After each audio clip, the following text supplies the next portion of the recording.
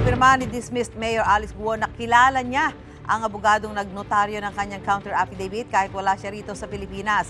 Sinabi rin ni Guo na kilala niya ang babaeng kamukha niya na ayon sa ilang source ay posibleng isa sa mga ginamit para lituhin ang mga otoridad na naghanap kay Guo. May unang balita si John Consulta.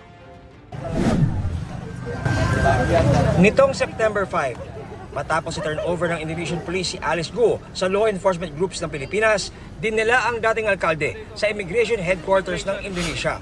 Habang hinihintay ang pag-release ng Indonesian immigration clearance na huling requirement para makabalik si Guo sa Pilipinas, sinamantala ng NBI ang ilang minutong kasama nila si Guo para makakuha ng impormasyon. Unang nagtanong si Attorney Joselito Valle ng NBI Special Task Force.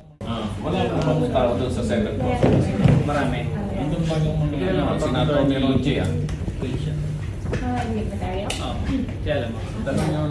Ang tinukoy ng NBI ni Attorney Galicia ay si Attorney Elmer Galicia, ang abogadong nagnotaryo ng counter affidavit ni Guo sa isang human trafficking complaint. Nauna nang sinabi ni Galicia na nakaharap niya si Guo noong August 14. Nang tanungin ng NBI agent si Guo kung kailan sila huling nagharap. Kailan kayo nagharap? Kasi may Sunod na nagtanong si Attorney Lito Magno, NBI Assistant Director for Investigation Services, na nagpakita ng litrato ng anyay doppelganger o kamukha ni Guo. Ikaw ba? Sino to? Ano po, saan po yan? Tao po yun.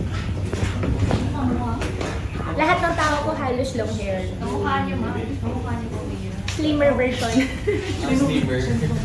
Ayon sa isang source, naniniwala silang may pinakikilos ng mga doppelganger ang alkalde at pinasasakay sa kanilang mga sasakyan para magsilbing decoy at mailigaw ang mga mahabol na otoridad. Ayon kay Attorney Yellen Agus, hepe ng NBI Violence Against Women and Children Division, sinabi sa kanya ni Guo na hindi niya kapatid si Sheila Guo, bagay na nauna nang sinabi ni Sheila sa Senado.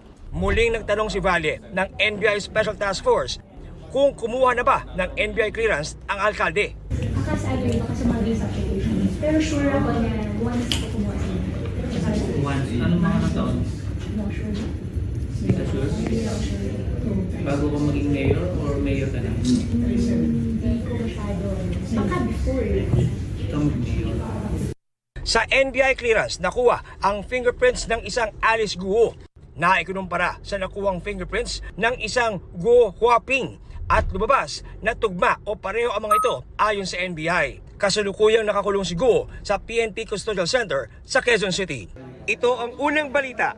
John Consulta para sa GMA Integrated News. Sinisikap ng GMA News na kunin ang panig ni Attorney Galicia pero hindi siya sumasagot sa mga tawag.